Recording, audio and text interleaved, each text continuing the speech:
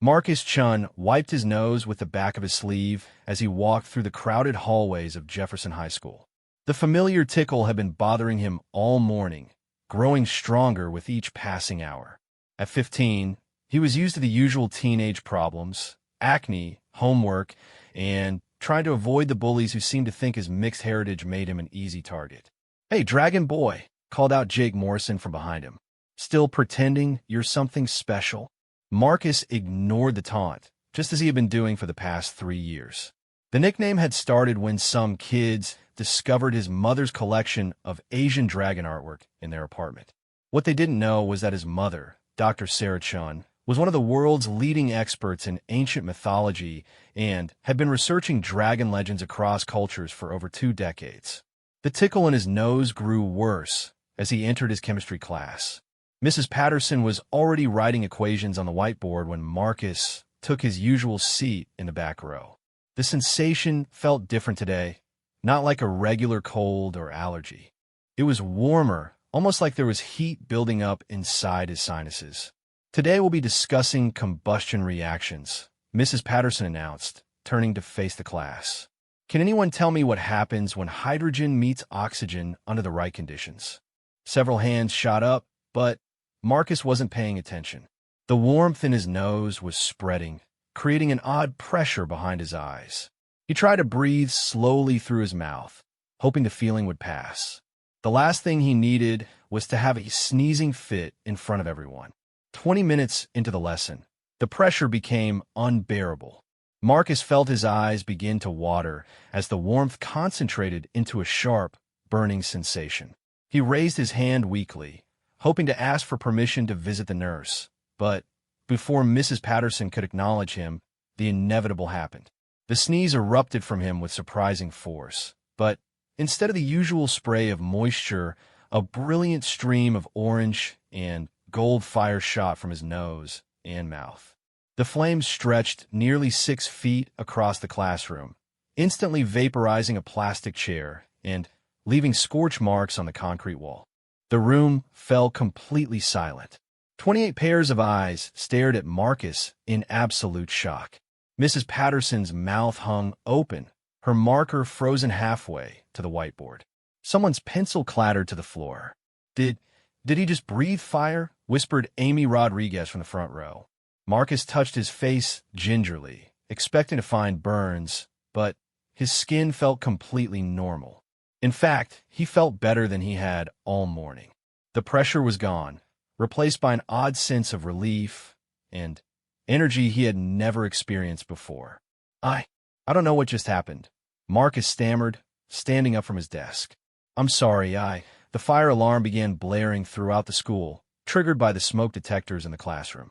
Within seconds, the hallways filled with the sound of students and teachers evacuating. Mrs. Patterson shook herself out of her stupor and began directing everyone toward the exit. "Nobody speaks of this until we understand what happened," she said firmly, though her voice shook slightly. "Marcus, you come with me to the principal's office immediately." As they walked through the emptying hallways, Marcus could hear whispers following them. Word was already spreading, despite Mrs. Patterson's instructions. By the time they reached Principal Morrison's office, Jake's father, Marcus noted with dread, at least a dozen students had their phones out, probably texting or posting on social media. Principal Morrison listened to Mrs. Patterson's account with growing disbelief. He kept glancing at Marcus, as if expecting him to sprout wings or burst into flames again. The scorch marks on the classroom wall were already being photographed by the maintenance staff, making denial impossible. "Son, I'm going to need you to call your parents," Principal Morrison said finally. "This is unprecedented. We may need to involve some specialists to understand what happened." Marcus pulled out his phone with trembling fingers. His mother was probably in her office at the university, deep in research, as usual. She answered on the third ring. "Mom, something really strange just happened at school." He began, not sure how to explain fire breathing to someone, even someone who studied mythological creatures for a living.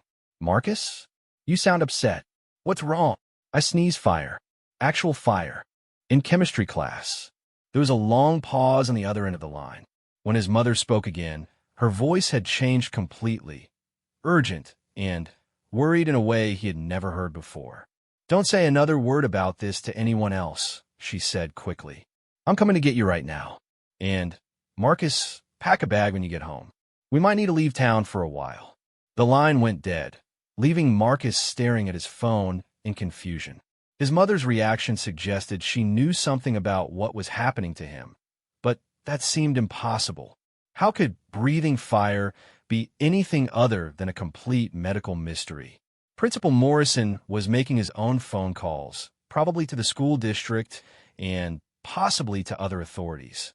Marcus could hear him using words like unprecedented, safety concern, and media attention. The situation was spiraling beyond anything a simple explanation could fix. Outside the office windows, Marcus could see news vans already pulling into the school parking lot. Someone had definitely posted about the incident online, and the story was spreading faster than he could have imagined. His phone buzzed with notifications, texts from classmates, friend requests from strangers, and missed calls from numbers he didn't recognize. Dr. Sarah Chun arrived at the school in record time, her usually neat appearance disheveled, and her face pale with worry. She swept into Principal Morrison's office like a force of nature, immediately moving to Marcus's side. "I'm taking him home," she announced, not waiting for permission. "Dr. Chun, we need to discuss what happened here today," Principal Morrison protested. "There are safety protocols we need to follow, and the media can wait," she interrupted firmly. "My son needs medical attention, and I'm the only one qualified to provide it right now." She guided Marcus out of the office before anyone could argue further. As they walked quickly toward the parking lot, she spoke in low, urgent tones. "Listen carefully, Marcus. What happened to you today isn't random, and it isn't a medical condition. It's something I've been preparing for your entire life, though I hoped it would never happen." "What are you talking about, Mom? How could you have been preparing for me to breathe fire?" She stopped walking and turned to face him directly. Her dark eyes held a mixture of fear and determination that made his stomach twist with anxiety. "Because you're not entirely human, son. Your father wasn't from Earth, and today his people finally found you." Before Marcus could process this impossible statement, the sky above the school parking lot began to shimmer like heat waves rising from hot asphalt. The distortion grew larger and more pronounced until it tore open entirely, revealing a portal of swirling golden light.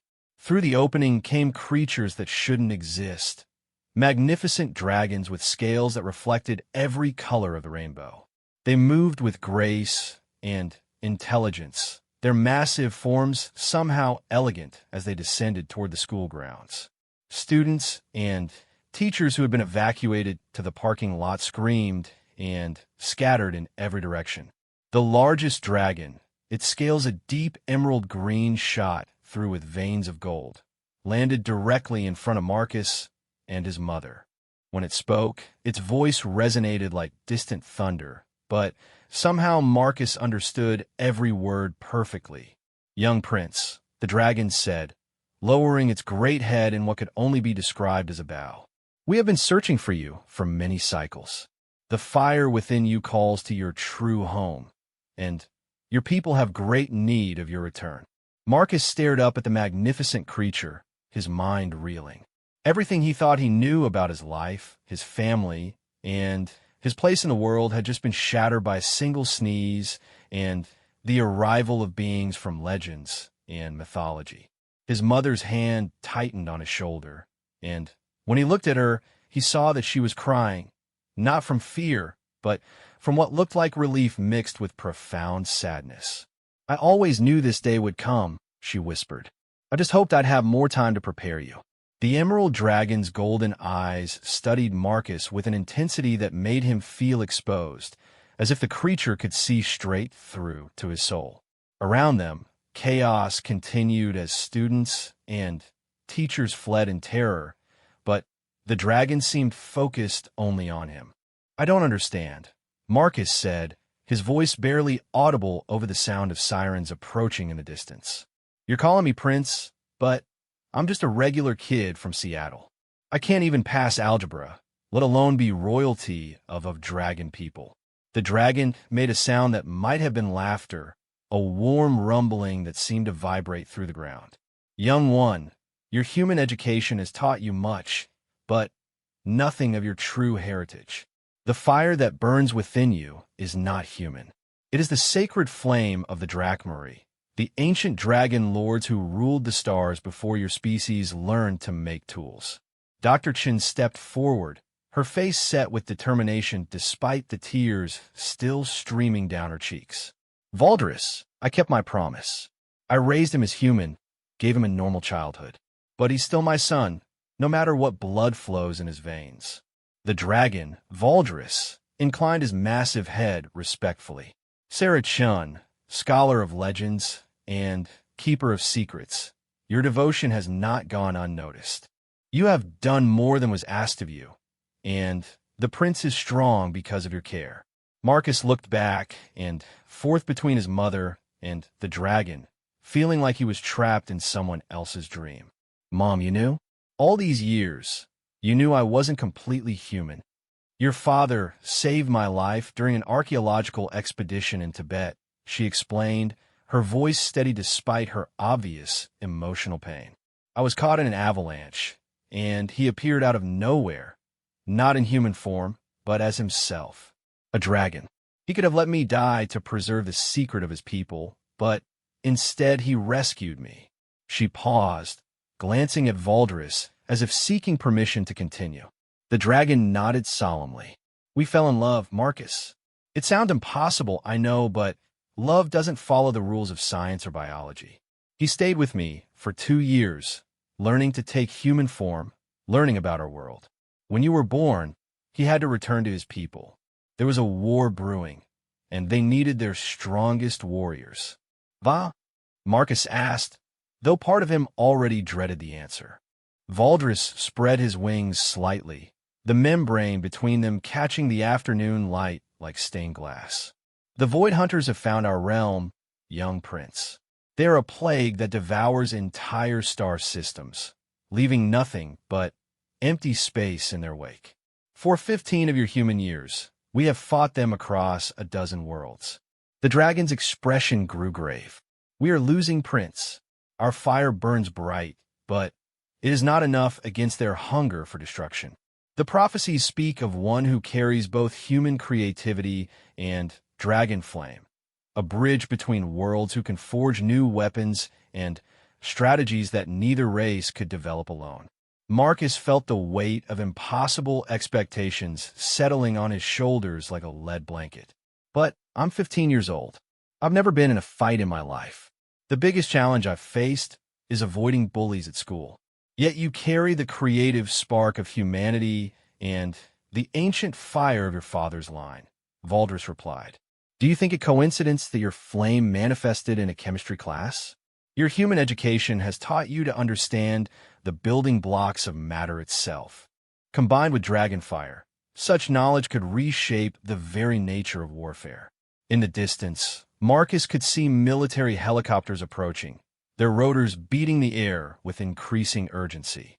Television news crews were setting up equipment beyond the school's perimeter, their cameras trained on the impossible scene unfolding in the parking lot. We don't have much time, Dr. Chin said urgently. If the government gets involved, if they try to study Marcus or separate us, they will not succeed, Valdris stated with quiet confidence. But the young prince must choose his path freely. We cannot force him to embrace his heritage, nor can we compel him to abandon the life he has known. Marcus stared at the dragon, then at his mother, then back at the approaching aircraft. His normal life, if it had ever been truly normal, was already over. The video of him breathing fire was probably spreading across the internet faster than wildfire. There would be questions, investigations, maybe even imprisonment or experimentation. But the alternative meant leaving Earth, possibly forever, to fight in a war against creatures he couldn't imagine. It meant accepting that everything he thought he knew about himself was wrong. What happened to my father? He asked quietly. Valdris lowered his great head, and when he spoke, his voice carried centuries of sorrow. Prince Thorak fell in the Battle of the Crimson Nebula 3 cycles ago. He died protecting a refugee convoy, his fire blazing so bright that it lit up the void between stars. His sacrifice saved 10,000 lives, but his loss has left our people desperate for hope. The grief hit Marcus like a physical blow. He had always wondered about his father, had created dozens of stories in his mind about why he had never met the man. Learning that he was dead, that he had been a hero in an unimaginable war, felt like losing someone he had never known he loved. "Show me," Marcus said suddenly, wiping his eyes with his sleeve. "Show me what I really am." Valdris studied him carefully. "Are you certain, young prince? Once you fully awaken the flame within you, there will be no returning to the life you knew." Marcus looked at his mother one last time. She nodded slowly, her eyes full of love and pride despite her obvious heartbreak. "Do it," he said. The dragon reached out with one massive claw and gently touched Marcus's forehead. The contact sent a surge of energy through his entire body, like lightning made of pure warmth. He could feel something inside him uncoiling, awakening, rising up from depths he hadn't known existed. The fire came again, but this time it wasn't a sneeze or an accident. It flowed from him like breathing, streams of golden flame that danced around his hands and arms without burning him. But more than that, he could suddenly sense things he had never noticed before: the electromagnetic fields of the helicopters overhead, the chemical composition of the air around him, the quantum vibrations of the atoms in his own body. "I can feel everything," he whispered in amazement. "It's like the whole universe is connected by threads of energy." "Now you begin to understand," Valdris said with satisfaction. "Your human science calls them fundamental forces, but we know them as the dragon's web, the network that binds all matter and energy together. With training, you could learn to manipulate these forces directly." The military helicopters were close enough now that Marcus could see soldiers preparing to rappel down ropes. Time was running out, and he could see the fear in his mother's eyes. "If I go with you," Marcus said to Valdris, "what happens to my mom?" "She comes too, if she chooses," the dragon replied immediately. "Your father made us promise to protect both of you, and a dragon's promise is eternal. She would be honored as the mother of a prince, and her knowledge of human ways could prove invaluable in the war effort." Dr. Chin stepped forward and took Marcus's hands, her touch somehow not burning despite the flames still dancing around his fingers. "I've spent my whole career studying legends and myths, Marcus. How can I pass up the chance to see them come to life? Besides," she smiled through her tears, "someone needs to make sure you eat your vegetables, even on alien worlds." Marcus laughed despite everything, feeling a surge of love for the woman who had raised him without ever once making him feel different or unwanted.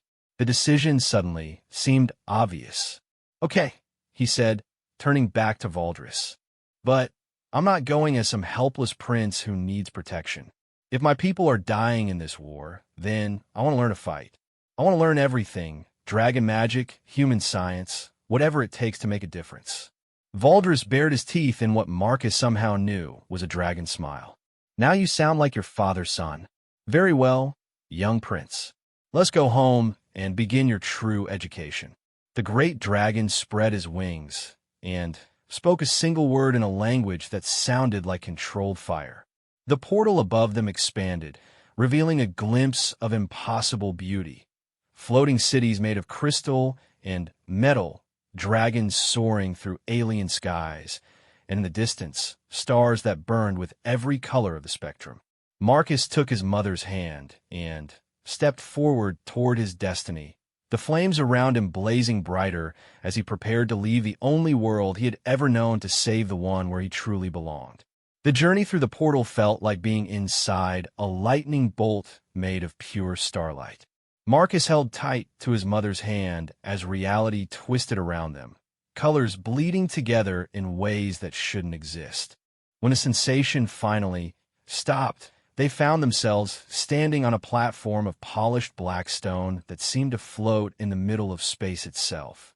"Welcome to Drakmor, the heart of our realm," Valdris announced, his voice echoing across what Marcus now realized was a massive city built among the stars. Crystalline spires stretched in every direction, connected by bridges of solid light. Dragons of every size and color moved through the air with purpose, some carrying passengers, others bearing cargo that glowed with inner fire. Dr. Chen stared around them in wonder. Her academic mind clearly tried to process the impossible architecture and physics. "This is incredible," she breathed. "The engineering alone would require understanding of forces we haven't even discovered yet. Your species will discover them. In time," a new voice said from behind them. They turned to see a dragon approaching, smaller than Valdris, but somehow more regal, with scales that shifted between silver and blue like moonlight on water. "Young prince, I am Council Elder Silas. Your arrival has been long awaited." Marcus felt suddenly self-conscious in his jeans and school t-shirt, standing before what was obviously someone important. Thank you for having us. Though I still don't really understand why I'm so important to your war effort." Elder Silas studied him with ancient eyes that seemed to hold the wisdom of millennia. "Show him, Valdris. Let him see what we face." Valdris touched a crystal embedded in the platform's surface, and suddenly, the space around them filled with three-dimensional images, a holographic record of recent battles. Marcus watched in horror as creatures of living shadow consumed entire star systems, their touch turning vibrant worlds into empty husks of dead rock. "The Void Hunters feed on life energy itself," Elder Silas explained as the images continued. "Our fire can destroy them, but only temporarily.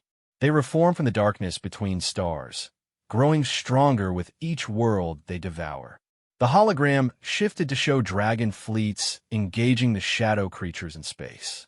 Marcus watched his people, he realized with a start, fighting with incredible bravery, their breath weapons carving through the void. But for every enemy they destroyed, two more seemed to take its place. "We've been fighting a defensive war for 15 years, Valdris continued. "Protecting refugee worlds, evacuating populations, always retreating. Our greatest minds have studied these creatures, but dragon fire alone cannot truly defeat them." "What makes you think I can do anything different?" Marcus asked, though deep down he was beginning to understand. Elder Silas smiled, an expression both terrible and beautiful on his draconic features. "Because you think like a human, young prince. Your people excel at finding unconventional solutions to impossible problems. Show us." The elder gestured, and a small section of the platform rose up, creating a table-like surface. On it appeared what looked like a miniature void hunter, a writhing mass of living shadow about the size of football. "This is a contained fragment," Silas explained. "It cannot harm us at this size, but it exhibits all the properties of its larger cousins. Our fire can disperse it temporarily, but watch." Valdris breathed a controlled stream of dragon fire at the creature, the shadow being dissolved immediately, but within seconds it began reforming from wisps of darkness that had scattered around the platform. "It's like a hydra," Marcus murmured, studying the reformation process. "Cut off one head to grow back." But that's not exactly what's happening here. He stepped closer, feeling the strange new awareness that had awakened in him, responding to the creature's presence. Through his enhanced senses, he could perceive the fundamental forces at work: quantum fields, electromagnetic patterns, something else that felt like twisted gravity. "Mom, do you remember that paper you showed me last year? The one about vacuum decay and false vacuum states in quantum physics." Dr. Chen's eyes lit up with understanding. "You're thinking the void hunters exist in a lower energy state than normal matter. That's why they can consume it so efficiently. They're essentially causing controlled vacuum collapse." "Exactly," Marcus said excitedly, his mind racing through possibilities. Dragon fire is just another form of energy, so they can absorb and redirect it. But what if we could shift them back to a higher energy state? Force them into a configuration where they can't exist as stable entities. Elder Silas and Valdris exchanged glances, clearly not following the human physics concepts, but recognizing the excitement in the young prince's voice.